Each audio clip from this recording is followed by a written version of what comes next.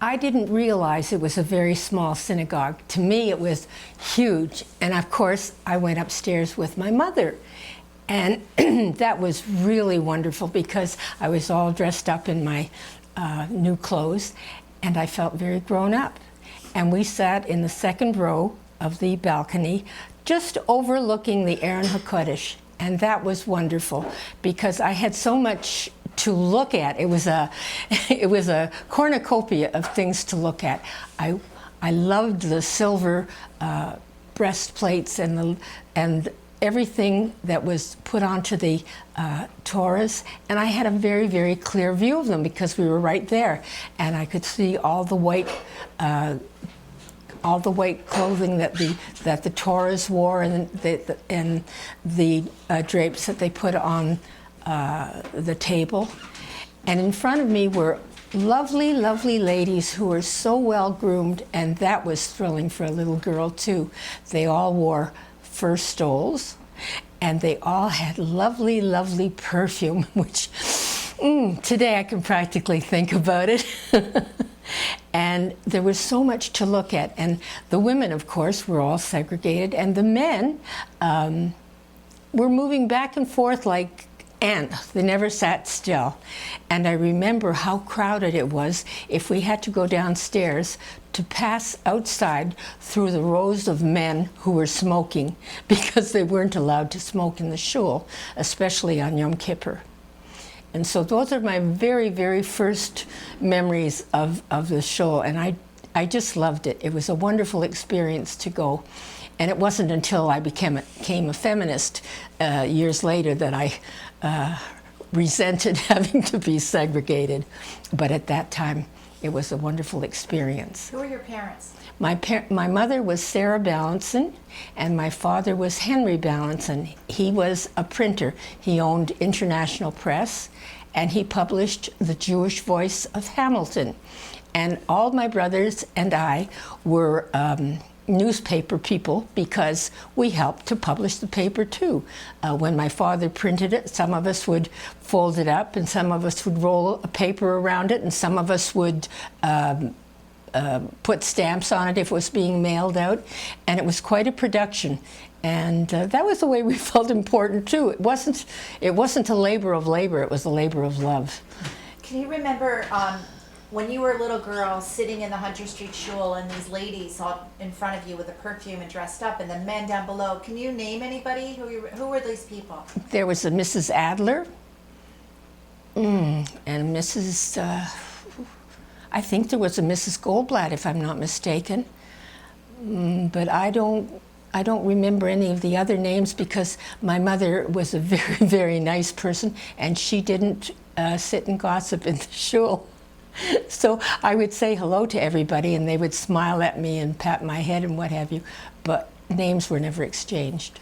Was there a lot of gossiping, chit-chat going on in the women's section? Oh, I think there was. I think there was. If there had been any little girls around me, I know we would have indulged in it, but I was just a little one who was plopped in the middle of this bevy of Yontif beauties.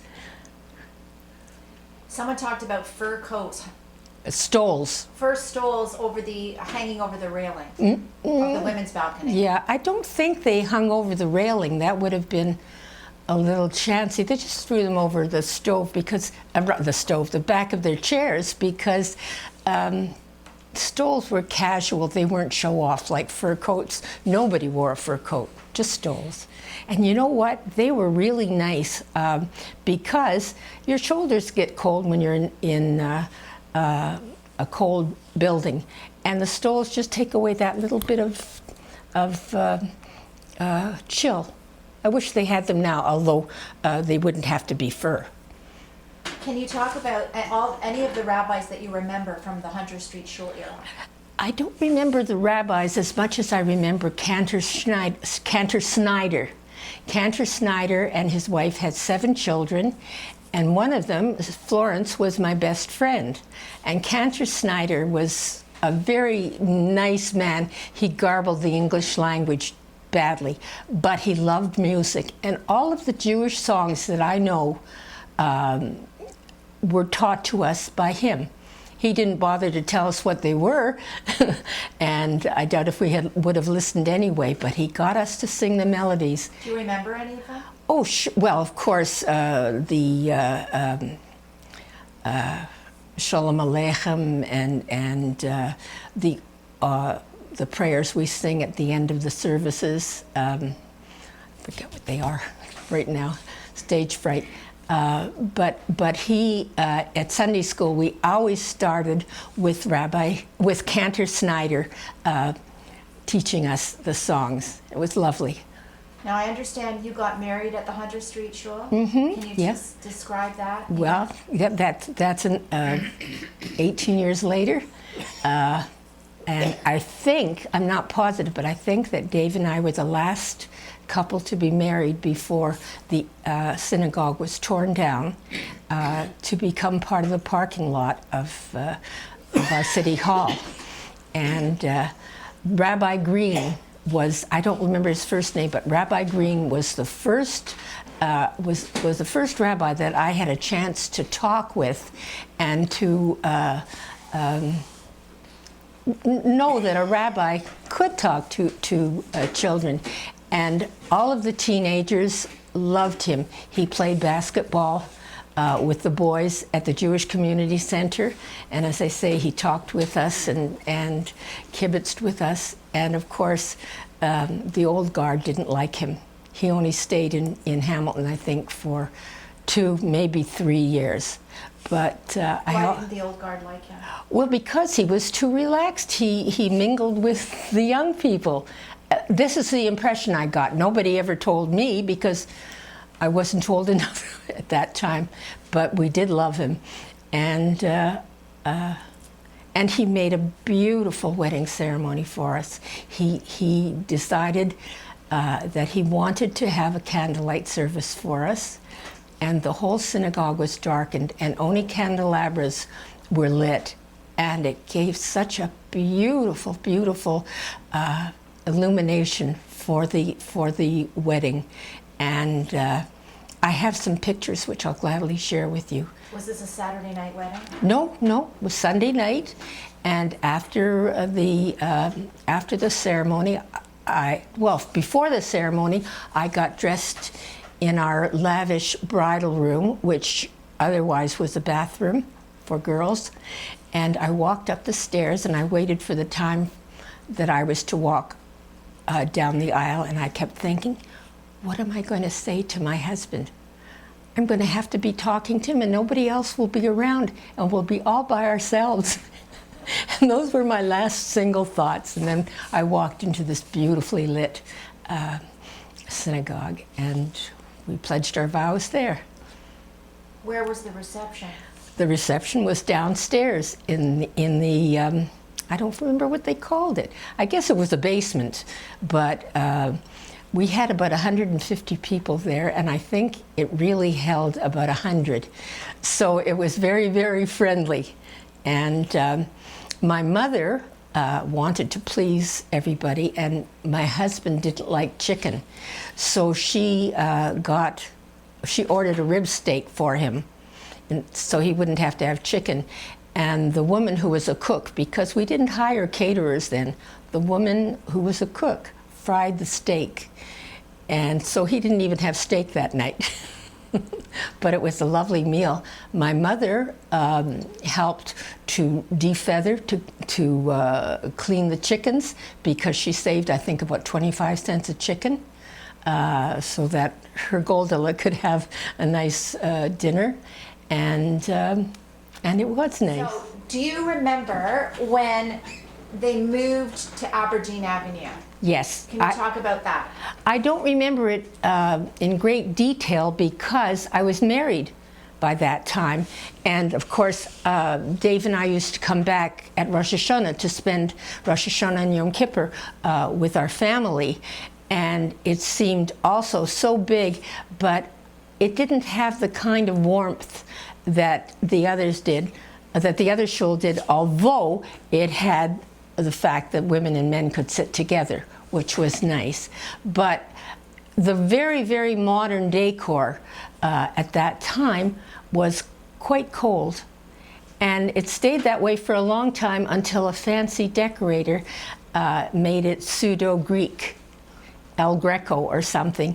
And I didn't like that either. But by this time, we had started our own family, so our concentration was on our synagogue in Toronto. Okay, so do you know why they moved to Aberdeen? What was that? What was the reason? I don't know. I didn't know any of the politics, although I'm sure they had some. Okay. No. What else, like, what are your standout memories then? Like, what era? It sounds to me like you can speak to the Hunter Street era. That was your Oh, era. yes, yes. Do you have any other stories? Well, the thing was, children didn't occupy the same state of honor that they do now. When there were bar mitzvahs, they were quite intimate, and children weren't really invited. If they happened to be in shul that day, they would come. But I remember my brother Morley's bar mitzvah, which was in December and around Hanukkah, and my uncle and aunt came in from Toronto and grated potatoes to make latkes. And we made jokes about fountain pens and what things like that. But there weren't the great parties that we have now. And in fact, I think I was about 13 or 14 before I even saw a wedding, because children stayed home. They weren't invited to these things. And I often laugh at it, because when we go to a bar mitzvah now, the adults run away screaming because the kids are making so much noise and the music is so loud that we hunt for quieter pastures. Synagogue. In those days, it wasn't a dangerous thing to do. And I think I walked by myself to the synagogue because I knew how to walk to the school across the street, to Central Public School, which was a school that my whole family went to. And I knew all the shortcuts. And I came from a street that was a veritable United Nations. There was an Italian greengrocer, a Chinese laundry, a Hungarian butcher, a Scottish haberdasher, and so on. And we all lived in a fish market. And a fish market. And you'll not believe this, but the fish market had the name Seaman's because Mr. Seaman ran it. And On King Street it was Coles. Seaman was on York Street. I'll wrestle you with that later. In any case, oh, you know what? You're right. He's right. Oh, well, once in a while, older brothers have to be right. But it was a very, very congenial neighborhood. The only problem was there weren't a lot of little children there, so I walked these places by myself, and as I said, there was no danger. And in fact, the only danger that we had, and I should be ashamed to tell you this story, but I'm going to tell it anyway, there was a school for children who were Challenged. thank you, challenged. And we didn't call it a school for challenged people. We called it the Dum Dum. And it was accepted by everybody. And we walked diagonally through the playground. And I was so frightened as a child that I ran. I never walked because we had this whole myth about what would happen if one of the people there, and I'm really thankful to say that doesn't exist anymore. And I just walked up the path past Whitehern, which is a lovely, lovely old house, but that's another story. And I love the fact that Hunter Street Shul was at the bottom of the hill, and if you walked up a flight of stairs, Central Public, which was my alma mater at the time, was right on top of us. So they were good neighbors too. So the Hunter Street Shul sounds like a very warm and cozy place. I thought it was. To children it was. The Sunday school was pleasant. I remember one teacher, her name was Mrs. Jatman, and she was a public school teacher, and she really wanted us to be uplifted, and she used big words, and I just loved it because I loved words. I can still remember her teaching us medieval, because she said she went to teach some children the word medieval, and they translated it as many evil. And she says, That's not what it is at all. You know how silly phrases stick in your mouth? And I never mistaken medieval for medieval anymore. Where was the Sunday school? Were there In the basement, there were little classrooms? there were little classrooms ringing the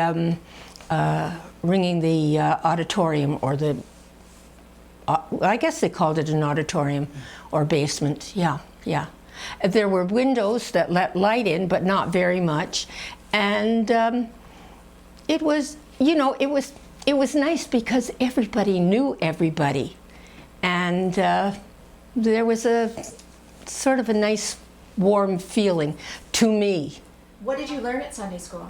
We learned all about the Old Testament. We learned about books in the Bible, about Adam and Eve and Noah and of course the holidays and Passover and what have you. And it was... Who were the teachers? Well, the only one I remember by name was Mrs. Jatman. I don't remember any of the other teachers by name. Were there behavior problems? I don't know. I was a very good little girl. Did you study Hebrew language? I didn't. My father was opposed to the study of the Hebrew language. He was, I guess, a socialist. He was a member of the labor unions, the Arbiter Ring. And so he was opposed to anything like that. And so I didn't learn. But I wanted to. And so when I was about 11 or 12, I went back and sat in on a class and tried to learn. But I think I was too embarrassed to learn because I was the biggest kid there. And I never did learn. And that's an irony because my 3 children are quite literate in Hebrew, can read it well and daven well. Then how did the kids learn how to daven? If they weren't taught how to daven, how did they learn how to daven? Oh, the boys were. The boys had a teacher who would take them and teach them. A larer. And my brother Morley, who was, as a result of my father being opposed to the teaching of Hebrew, didn't know Hebrew at all. And the goal of the synagogue and of the Orthodox frame of mind was that every boy must be bar mitzvah. So they gave him a transliteration to read. And he did it very well, and lots of people gave him pens. They really did, and then we celebrated with latkes. So the girls went to Sunday school and the boys had a larer? Only when they were approaching bar mitzvah. And when did the boys, was it one-on-one lessons or were they in a group? Well, they would be one-on-one because there weren't that very many boys who would be bar mitzvah throughout a year. Perhaps a dozen or a dozen and a half. Who was the teacher? The rabbi often, the cantor often, and anybody who could be hired at that time. Did the Beth Jacob in those days always employ a cantor and a rabbi? As far as I remember, yes. And I always looked forward to the rabbi's lecture sermon because that was the only part of the service I understood. I used to read in English while they davened in Hebrew. I'm sorry now I didn't follow through with the Hebrew, but... Who gave the best sermons in those days? Well, Rabbi Green gave nice ones. We also had Rabbi Burak, who became very, very prominent in Toronto. And it was funny, Rabbi Burak came to my house. I belonged to a Jewish study group, and I forget what the topic was, but he was invited as a guest lecturer, and he came in and we had a good time reminiscing. And he wouldn't eat anything in my house, but he took a glass of water. Oh, I remember, this is a wonderful story, but it's about my mother. When my mother was a very, very open, inviting, kind of hospitable person.